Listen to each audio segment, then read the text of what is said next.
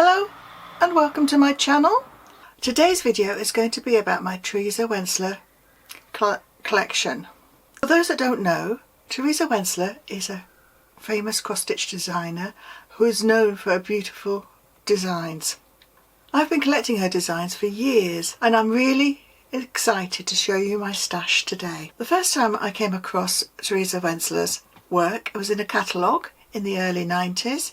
And I simply fell in love with the design, the colours, the intricacy of the stitches, and it was just beautiful. And it is this one, the castle. I mean, this is quite famous. It's quite a few ones around. I completed it in 1996. And I think I started it in either just before Christmas or in the early year of 96 and finished it towards the latter end. And it was stolen from me by my father, who took it for himself and resided with him for over 20 years until he died, and it came back into my possession. And I've taken it out the frame, I've washed it because it was filthy, really filthy, and I still love it. I'm looking to reframe it. I may give it another wash, but I don't want to because I don't want the colours to fade too much. So I've been protecting it by putting it in a dark corner, and I'm hoping to get it framed later this year. So that's one piece that's there, and yep,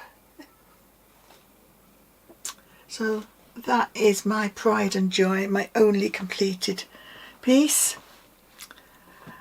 So after that one I started collecting, and the next one I purchased was this. It's still a work in progress 20 odd years after I started it. It's Romeo and Juliet. It came in a kit and I've got all the threads and everything, and I purchased the pat design because the design in the kit was so small. I had to do this. This is where I didn't really quite realise my eyesight was going with nearsightedness. So I started this. I had a young baby, I was working, and I think it was also around the time that I was doing my conversion from enrolled nurse to staff nurse, so I was really busy and it got to put one side and it just got left in a corner. And when I started digging out my cross-stitch supplies and taking things out the attic, I found this, so I do want to complete this. And yep, so that's it, and that's the progress I've made so far. So I have done a good half, and hopefully I will get that done. So that's that. So that is really confetti heavy, especially in the flowers. So I have gone on since then and collected some kits. Now my kits primarily I bought in the same time around that, in the early 2000s. And so the first kit I've got is the Peaceable Kingdom, which is a lion, a lamb and a little boy. I'm sure that's from a fable or a story from somewhere, and it's stitched on 28 count even weave.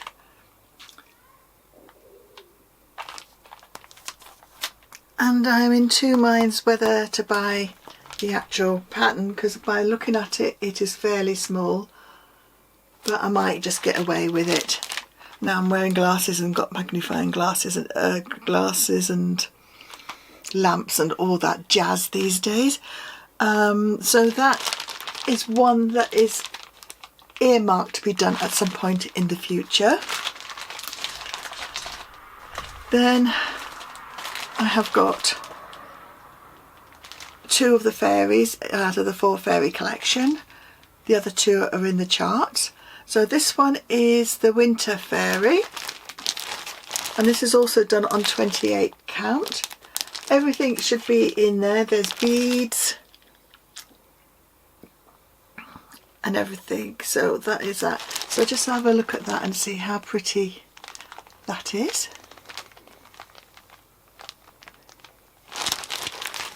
You know I'm going to be very busy when I eventually retire. That's been put on hold for now. And then I have got the autumn fairy. Again, isn't she beautiful? I've got all the silks and beads in here. And that one is also on 20 count even weave. So I need to find some material or substitute it so I can have all 4 in the same fabric. So there's that one. And now this one is a favourite of mine, and I really want to do this one at some point. I want to do all of them at some point. So it's going to be a choice of which one I'm going to do first. But this one is the mermaid. And again, isn't she beautiful?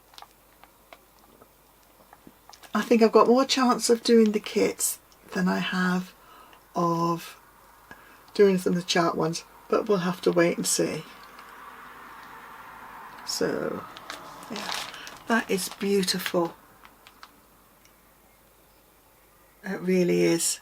And if I remember how it was with the castle, those rocks are going to be fun to stitch. I bet they're blended threads and a lot of quarter stitches.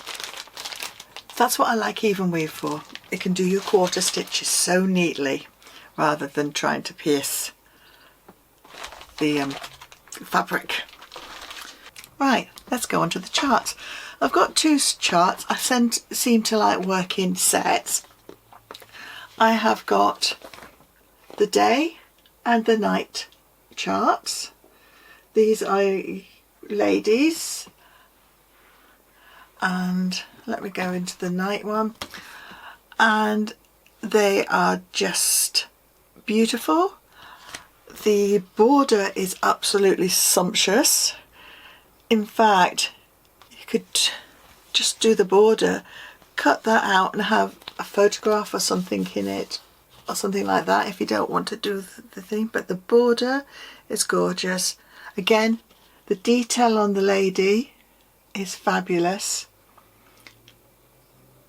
That's what I like about her work, Teresa's work. The detail is fantastic, and I think until she came along, such detail wasn't always obvious in cross stitch. And yeah, this is when cross stitch started becoming to look more like pictures. And this one's the day one. Again, lovely border. And what I love about Teresa as well, she gives you all the details that you need for the stitches that you're going to be using. So that is side satin and eyelet. So that is the stitches that are in the corner here. So you're getting some fancy embroidery work.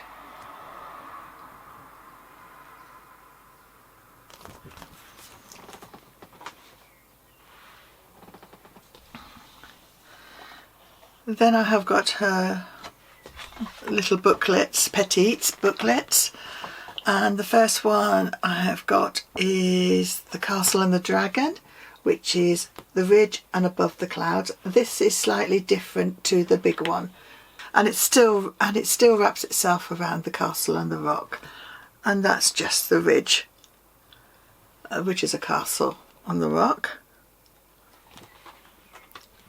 Again, information and how to do stitches. The next one in the Petite is the Peacock and the Unicorn, which is Peacock Majesty and the Gentle Creature. Again, the detail is really good. I'll see if I can get that closer for you. Look at that plumage, and then just look at the detail in the background there. It is absolutely gorgeous. I mean, this is only a fraction of what she produced. I'd be here until next century if I had got all of them. Well, I have got most of them. So, and this one is one that I've been looking out for ages. I've got it in the last year from eBay. It's a used copy, so it's a little bit tattered, but it's the Egyptian sampler, and I'll let you look at all the detail there. And on the back she gives you the meaning of the symbols of the chart, and she suggests that you either copy this or photocopy this and print it and stick it on the back of the picture. So that's another one that's really nice. That's it. Some of these will be duplicated in later on, but I prefer to have the charts. Now this one I've only recently got from eBay, and it's the English sampler. It's just the chart. I think it was a kit, but the person had saved it and sent the chart. I'm not sure if this is still in print. If you go onto Teresa Wentlzer site, she usually has a list of what's in print and what's off, and you'll find that most of her fantasy dragons and that, she never does them all, and she's pulled them out of print. Right, this is another one. This is from the same person that I bought this off, so what I paid for the charts and everything, it sort of works itself out even in the end for the number of charts. This is the Fantasy Trips, I can never say that, Trips, Tri-Pitch. This is the Fantasy Tri-Pitch. Oh, you know, it's there. You know what I mean? I can't say it. And it's a 3-story picture, very much like what they would do in churches, but it's got a fantasy theme running through it. And this is sort of symbolising chivalric principles and chivalric love, where the knight gives his platonic love to the lady, and the lady is often married to someone else. So it is like very in the romantic feel. And yeah, I saw this, I hadn't seen it before, I haven't got it in my books, and I wanted it. So this one, I've got a funny feeling that it's the one at the moment, so it might be one of the first ones I do from the charts. But let me get rid of my other whips first before I start thinking about, because it takes a lot of work and a lot of patience to stitch these. So the last one I'm going to say, I've shown you the kit. I have got the Peaceable Kingdom in a larger format, which is a lot better. You just have to be very careful when you take the staples out, but that it gives you all the picture, both sides. And again, there's no fancy stitches in this because there's no diagrams, so this is just plain cross stitch, half stitch and quarter stitch and back stitch, and again it is absolutely gorgeous.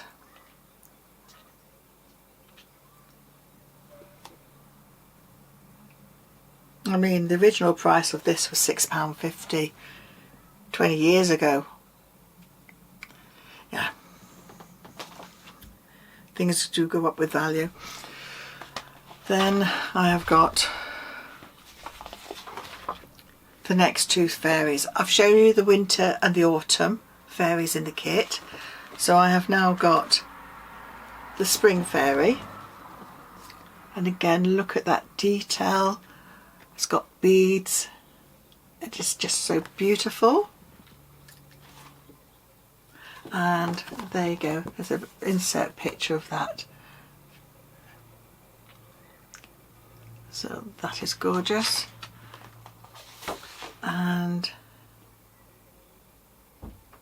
again, quick simple design showing you the stitches. And then we have got the summer fairy. It's got a nice big sticker on the back, so I can't show you the picture, but that is, I can just show you the intricacies of that. So that's the complete. So I've got all four fairies. So one year I might be stitching the four fairies in season. That might take a couple of years, but they're not big ones like some of the other ones. Now this one is from Arthurian legend, and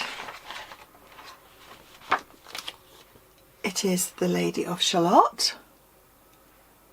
I have got this in one of my books, but save me ruining the book, I've got this. I'm a bit funny about books. I love my books. I like to keep them as tidy as possible. And again, it'll give you stitch diagrams, and for any fine detail that you need to do, she highlights it in different, a little bit larger, so you can see what you're doing. This one is a little bit better because it is actually, you can do it without taking it off the book. So that's that. Yep. So that is that one, and she is again gorgeous. Just the detail on that is amazing. Now carry on with the fairy themes. I've got the Lily Maiden. I again got this from eBay, and I think it's, again, I've had this for years, so I think this has been copied and sold, but I've had it for years.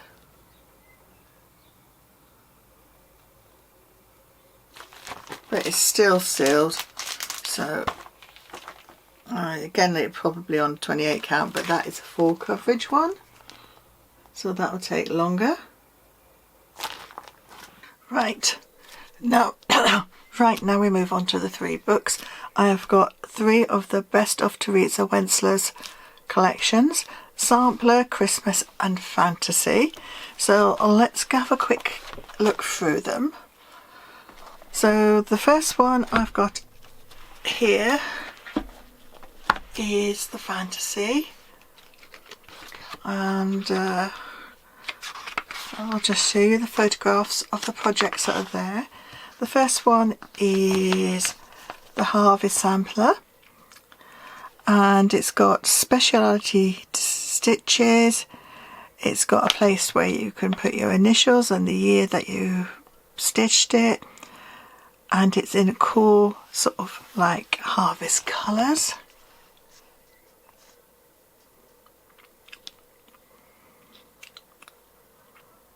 And it's got beads in as well.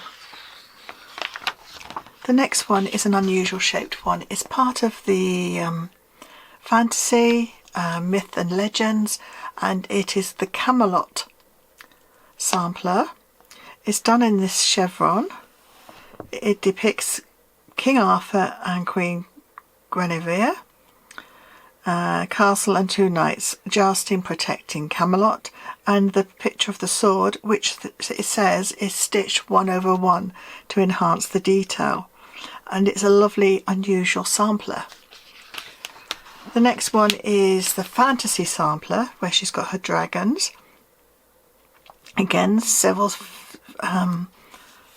speciality stitches, and then you've got the griffin, the lion, what's it called? Androcles lion, the one that had the paw, the needle in the paw. And then we've got Flights of Fancy with Pegasus, and then you've got a unicorn. So it's quite heraldic as well. And then in the centrepiece is a female musician soothing the dragon, who is sitting there calmly listening to her. Then we've got the English cottage sampler, which is nice and peaceful. It's got nice flowers, which are wisteria and lavender as a border. The cottage, an alphabet, two alphabets, and Roman numeral numbering. Again, speciality stitches, lots of back stitching. It is quite beautiful. Again, spaces to put the name and the year, initials and year. Now, we've seen this one as a kit. It's the English garden sampler, where it's got the peacocks and everything, and it's got a gate, they're going into the garden, and when the garden is so serene and peaceful, it's got a waterfall.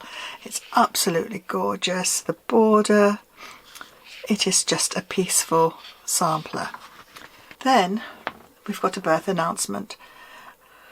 Again, it's got quite a lot of speciality stitches, back stitching, and it has the space for the baby and the date it was born. It's quite old, that baby, now. Then we've got a Christmas sampler. As we say, these are all samplers. If you look carefully, we've got a panel here of snowdrops in speciality dresses stitching. We've got some open cut work here and here again. So we think that is hardanger. Then we've got the heart sampler. This is definitely cut work and hardanger. It is so beautiful, serene. You can convert it to a wedding anniversary or a wedding date by just putting the initials and the dates there. That is a really beautiful one, and I would like to try and do that at some point in my wish list. There's so many I want to do, and not enough time and not enough life to do it all, I think, but it's there and it's wonderful. So the next book I've got is the best of the Christmas collection, and we'll just go through these as well.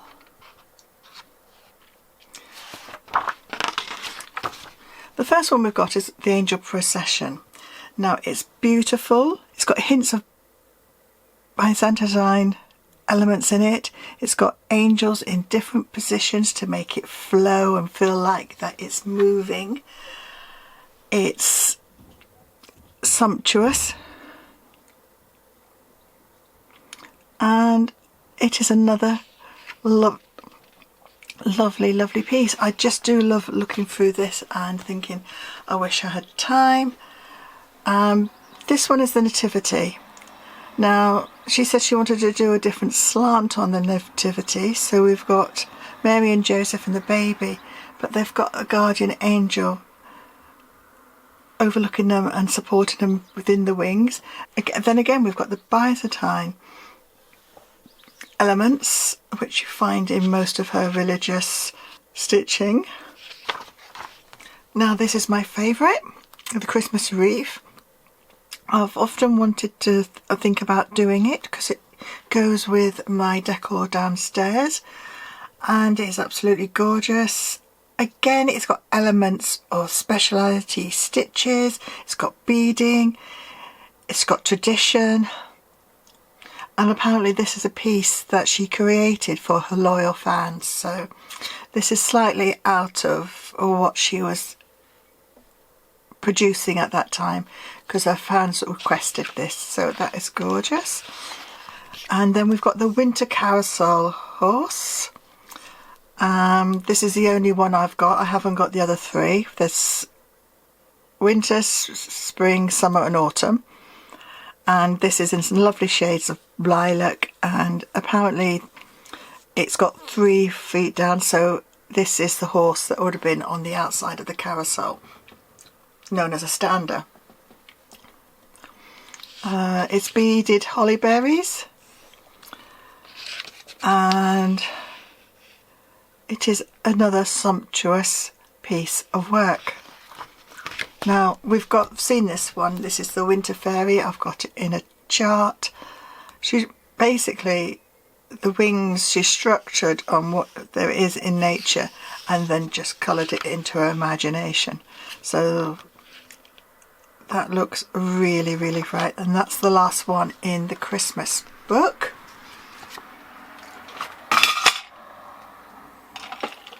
Now this is the one that, one of my favourites, got most of my ones that I would love to do.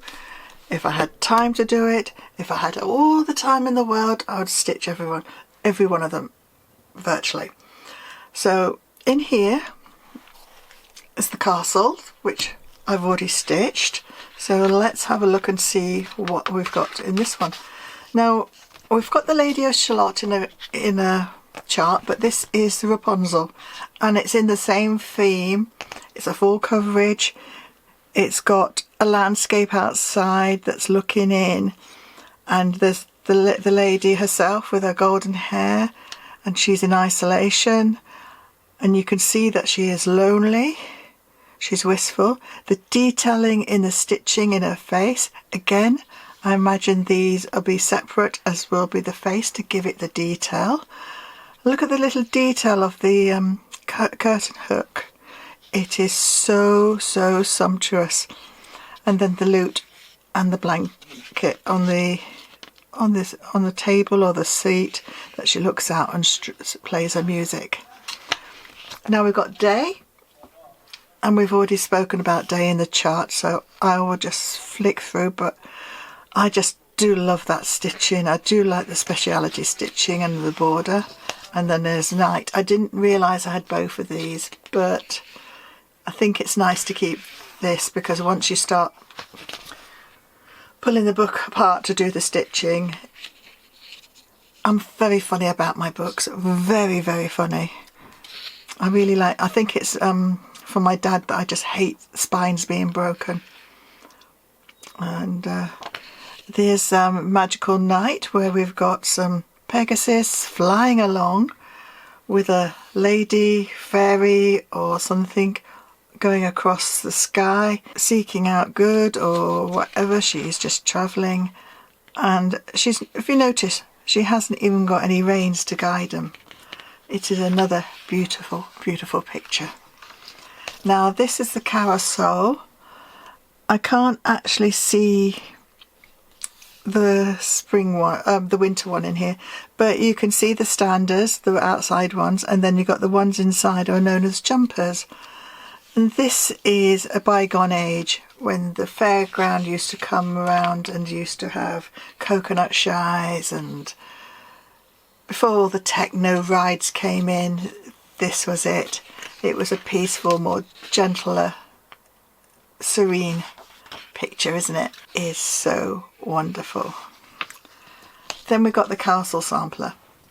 Now this is just basically like a medieval sampler, but it's got the alphabet on the outside. You've got the sun and moon, and then you've got a numeral plate, as I say, the castle border, and then you've got the Lord and Lady of the Manor, and you've got the troubadours, or the travelling musicians, coming to entertain them and give them news. That is a nice one. Not think I would do that one, but that is lovely, and it's lovely to look at.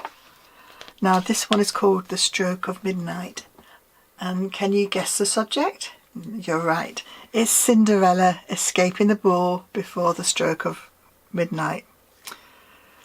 So there she is, rushing away, fleeing, and there's the prince. But what gets me is the detail in this thing. It's very much like Romeo and Juliet, where you've got this, the stairs, the detail, the back stitching, the colonnades, and those are all blended stitches to just make it go fine. It is wonderful, and the detail with the windows and the topiary. I just love her work. The detail is in the fine detail. And then there's the castle. I can't say any more about that one. The dragon looking into the light. Who's in the chamber? Is it a lost princess, or is it a wizard who's controlling the dragon? We just don't know. But it is the dragon, the castle. Then we've got Pegasus. Now this Pegasus looks like he's either coming or going. He's by a pool, so he's having refreshment. He's got in a forest glade. It is a lot of green and a lot of back stitching and a lot of blended threads, but it is beautiful. It is worth the time and effort. And then the unicorn. This is a darker picture, the unicorn coming out at night. Is he waiting for someone to come out the window? Has he got a friend, or is he just curious to come out the woods and see what's there? We don't know. You can make your own story up with this. It's just such a fantasy piece. Is he waiting for the princess to take her on a magical ride? And that is my 3 books. So that's my Teresa Wentlzer Stash. And if someone asked me to pick out my favourites, I'd be very hard pressed. I suppose I would say the castle, because I've completed it. And there's the Romeo and Juliet. I'd love to be able to complete the 4 fairies and the Egyptian sampler. And then again, I would like to do day and night. I can't tell you which one's my favourite. I want to do the mermaid. I want to do peaceful. I want to work all of them. But I just know that it'd probably be an impossible feat to do all of that. So I have got my collection. So probably I'll work the kits and then I'll work from there onwards, depending how I go, how my health goes, how my eyesight goes. I mean, there's only so much time to stitch and too many things you'd love to stitch. My stash back here is enormous, and that's just cross stitch. I've got, yeah, don't ask. So yeah, so every one of these designs shows a different aspect of Teresa's developing style and her personal growth and development. What can I tell you about stitching her designs? What are the best tips for stitching one of Teresa's designs?